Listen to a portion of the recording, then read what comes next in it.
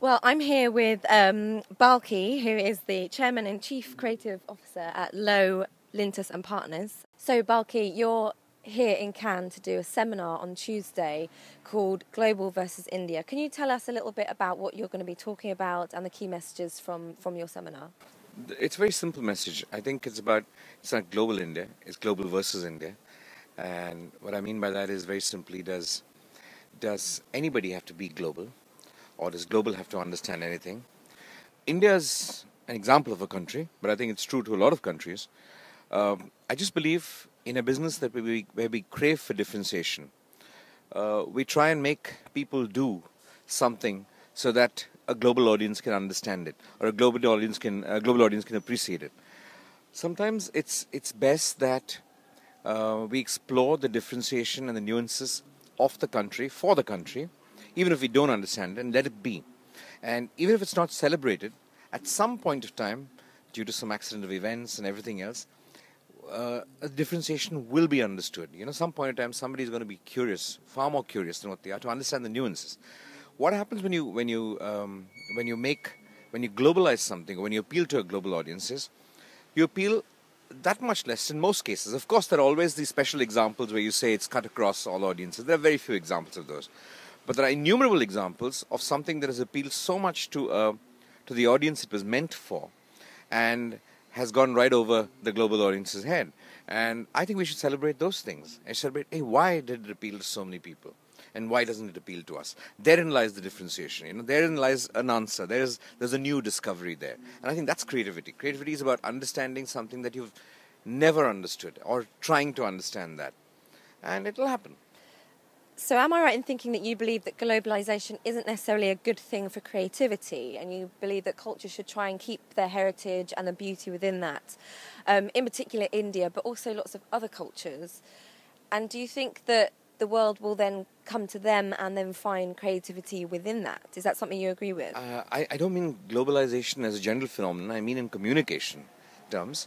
I believe communication is paid for by the country, for the country, and it's designed by the country. Now, if you try and have any other agenda other than being the most creative or the most differentiated for the audience you're talking to, you're going to be diluting a lot of things. Okay, you're not going to be as rich as in tonality, in terms of expression, as you can be.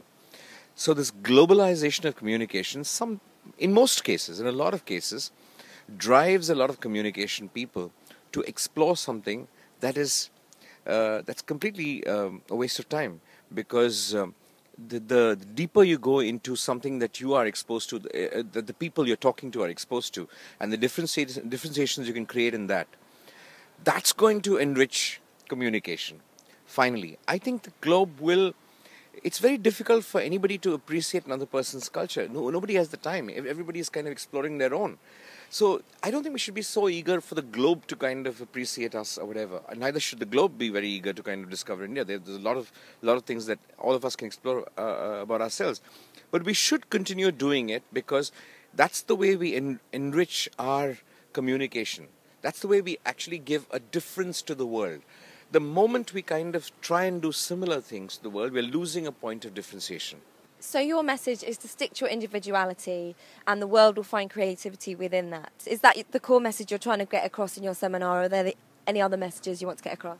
No, I'm saying exactly that. I'd say if you don't stick to your creativity, you may not be that interesting when the world decides to discover you. To Indian communications companies and advertisers, what would your message be to them about staying true to their culture? Worry about whether Indians find you exciting or not. Don't worry about whether the globe understands or finds you exciting, but their job is not supposed to find you exciting. They're not supposed to find you exciting. It's the Indians who are supposed to find you exciting. I have a great parallel. If you take the airports, okay, if you take a lot of the European airports and a lot of Indian airports also today coming in, you wouldn't know which country you're in, okay? But somebody told me, for example, in Sweden, Finland, the airports are wooden and not steel and concrete. Is that true? I don't know. I haven't been to Sweden. One of the Scandinavian countries. It's a highly differentiated airport. Okay, you suddenly come and say, hey, what is this? It's about saying, hey, what is this? Rather than saying, hey, we're all globalized and we're all developed. Who cares? It becomes boring. And that's all.